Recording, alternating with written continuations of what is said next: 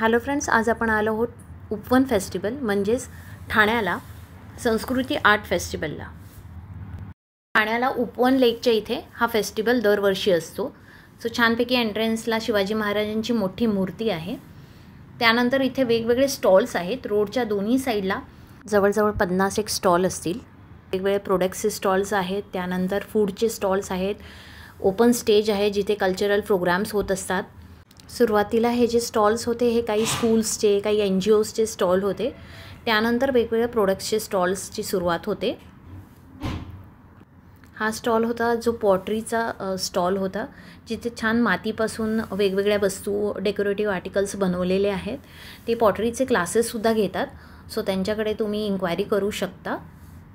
Prices उपवन फेस्टिवलला सगळ्याच गोष्टींची थोडी जास्त वाटली, कदाचित हँडमेड प्रोडक्ट्स आहेत म्हणून प्राइस जास्त असेल। त्यानंतर हा स्टॉल सोफिया कॉलेजचा होता। सो सोफिया कॉलेजच्या मुलींनी ज्यूट बॅग्सवर पेंटिंग केलेली। त्यानंतर हा लँडस्केप पेंटिंगचा एक स्टॉल आहे, तिथे छानपैकी लँडस्केप पेंटिंग तुम्ही बनवूनसुद्धा घेऊ शकता किंवा इथे जे डिस्प्लेला लावले ते तुम्ही विकत घेऊ शकता किंवा तुमच्या ऑर्डरप्रमाणे ते बनवूनसुद्धा देतात। सो त्याप्रमाणे तुम्ही त्यांना विचारू शकता। त्यानंतर ही आहे ज्वेलरी, जी फॅब्रिक आणि बीड्सची आहे। सो ही सुद्धा एक युनिक स्टॉल होते। स्टॉल बरेच आहे, मला सगळे कवर करता नाही आले, पण जे जे मला युनिक किंवा वेगळे वाटले स्टॉल्स ते मी इथे कवर केलेले आहेत। इथे बॅग्स आहेत, क्लोथ्स आहेत, मॅट्स आहेत, सगळ्याचे स्टॉल्स आहेत। ही सुद्धा फॅब्रिक ज्वेलरी होती, इयरिंग्स होते फॅब्रिकचे, 100-150च्या रेंजमध्ये होते। त्यानंतर हे मॅग्नेट्स आहेत। सो मराठीमध्ये छान काही काही गोष्टी त्याच्यावर लिहिलेल्या आहेत आणि हे असे मॅग्नेट्स आहेत। सो हे सुद्धा सेलला होते। अजून एक पॉटरी स्टॉल होता, जिथे तुमच्या मुलांना किंवा तुम्हालासुद्धा पॉटरी इथे शिकता येते। सो ते आपल्याला एखादा आर्टिकल बनवायला देतात। 30 रुपीज काहीतरी चार्जेस होते त्याचे, आणि इथे वेगवेगळे पॉट्सचे प्रकार आहेत, ते सुद्धा तुम्ही घेऊ शकता। त्यानंतर फूड स्टॉलमध्ये हे पापड होते। सो इथे वेगवेगळ्या व्हरायटीज ऑफ पापड होते, मसाले होते, मसाल्यांचा पण स्टॉल होता। सो तिथे सुद्धा व्हरायटी ऑफ मसाले आहेत। त्यानंतर हा आहे पान स्टॉल, तो वेगवेगळ्या प्रकारचे इथे पान आहेत, ते तुम्ही जेवल्यानंतर घेऊ शकता। सो ते सुद्धा तुम्ही एक ट्राय करू शकता। द मराठा किचन म्हणून हा स्टॉल होता। सो ही आहे त्याची प्राइसिंग। त्यानंतर तिथे खानदेशी कुझिन आहे। खानदेशी कुझिनमध्ये अप्पे होते, त्यानंतर गरम गरम थालीपीठ होती, आणि खानदेशी कुझिन म्हणजे खानदेशातले पदार्थ होते सगळे। सो हे सुद्धा तुम्ही ट्राय करू शकता। त्यानंतर तंदूर वडापाव जो आजकाल खूप ट्रेंडी आहे, सो त्याचा पण एक स्टॉल आहे इथे। तो वेगवेगळ्या प्रकारचे तंदुरी वडापाव आहे तिथे, सो ते तुम्ही खाऊ शकता। हे खूप छान होते, आम्ही ट्राय केले। गर्दी बघू शकता तुम्ही। त्यानंतर चटक नावाचा स्टॉल होता, तिथे होते कोंबडी वडे, त्यानंतर जवळा भजी, कबाब्स वगैरे होते, त्याचासुद्धा एक स्टॉल होता।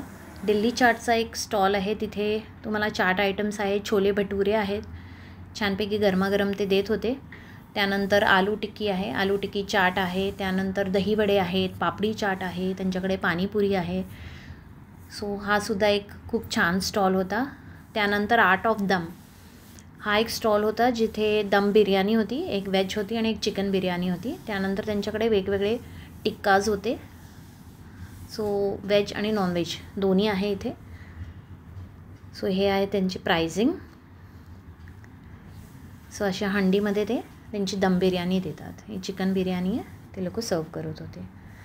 त्यानंतर हा एक स्टॉल होता, तिथे छान गरमागरम भाकरी, थालीपीठ, पिठलं, वांग्याचं भरीत, ठेचा, ताक, त्यानंतर मांडे म्हणजे पुरणपोळी होती, खापरावरची पुरणपोळी। हे थालीपीठ चाललं आहे गरमागरम बनवण्याचं। सो ते छान गरमागरम बनवून देत होते। मांडे पुरणपोळी होत्या, कटाची आमटी आहे ही, त्यानंतर आमरस होता। आम्ही ट्राय केली त्यांची मांडा थाली, त्याच्यामध्ये एक पुरणपोळी, भात, कटाची आमटी, आमरस आणि पापड होतं। त्यानंतर हा 9th स्ट्रीट फूड म्हणून एक स्टॉल होता, तिथे छान वेगवेगळे प्रकारचे नॉनव्हेजचे प्रकार होते, like samosas, kebabs, biryani. So हे सुद्धा तुम्ही ट्राय करू शकता। ह्याची प्राइसिंग रिजनेबल होती। सो ही आहे त्यांची प्राइसिंग। सो 150-200च्या रेंजमध्ये त्यांची प्राइसिंग होती। त्यानंतर अजून एक हे नॉनव्हेजचा स्टॉल आहे, जिथे छानपैकी चिकन मसाला, प्रॉन्स करी, फिश च्या वेगवेगळ्या ग्रेव्हीज होत्या, तिसऱ्या होते, खेकडा होता, त्यानंतर फिश फ्रायचे वेगवेगळे प्रकार मॅरिनेट करून रेडी होते. ऑर्डर दिल्याप्रमाणे ते छानपैकी आपल्याला गरमागरम फ्राय करून देतात. तो कोळंबी होती, पापलेट, सुरमई सगळं होतं. ते वेगळा झोन आहे जिथे वेगवेगळे गेम्स आहेत. जत्रेमध्ये जसे वेगवेगळे गेम्स आणि ॲक्टिव्हिटीज असतात तसे इथे सुद्धा आहेत. जायंट व्हील वगैरे आहेत. सो मुलांनासुद्धा इथे खूप मजा येणार आहे. आता आम्ही चाललो आहोत तरंगता स्टेजकडे. सो तिथे डायरेक्शन्स लिहिले आहेत, वे टू तरंगता स्टेज. सो इथे छान पाण्यावर तरंगता स्टेज तयार करतात आणि वेगवेगळे सांस्कृतिक कार्यक्रम इथे होतात. म्युझिकचा शो असतो किंवा गाण्याचा कार्यक्रम असतो. समोर छान पायऱ्या आहेत आणि त्याच्यावर सतरंजी आणि गाद्या घातलेल्या आहेत. तर तुम्ही समोर बसून हा प्रोग्राम एन्जॉय करू शकता.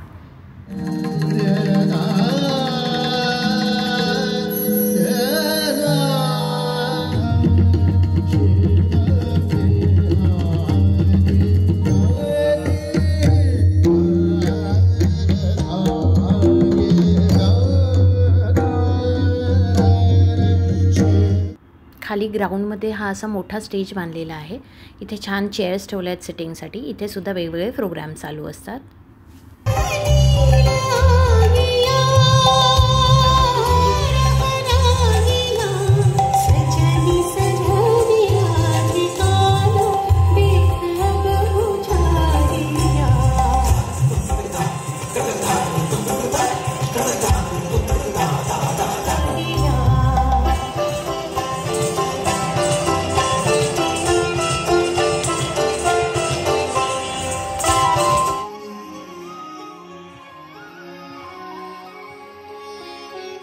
उपवनला जे गणपतीचं देऊळ आहे त्याच्या बाजूला हा स्टेज आहे. हा सुद्धा ओपन स्टेज आहे. सो इथे छान बसून तुम्ही प्रोग्राम एन्जॉय करू शकता.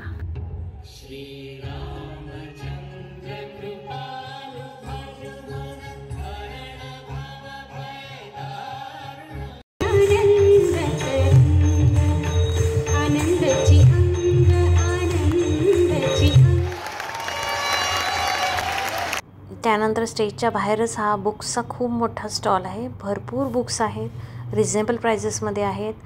आपल्यालासुद्धा आणि मुलांनासुद्धा खूप छान व्हरायटी ऑफ बुक्स इथे अवेलेबल आहेत. सो नक्की इथे बुक्स बघा. उपवन फेस्टिवलची शेवटची तारीख 15 तारीख आहे, म्हणजे सोमवार संक्रांतीचा हा लास्ट डे आहे. सो नक्की ट्राय करा Upvan festival Thane west. Thank you so much.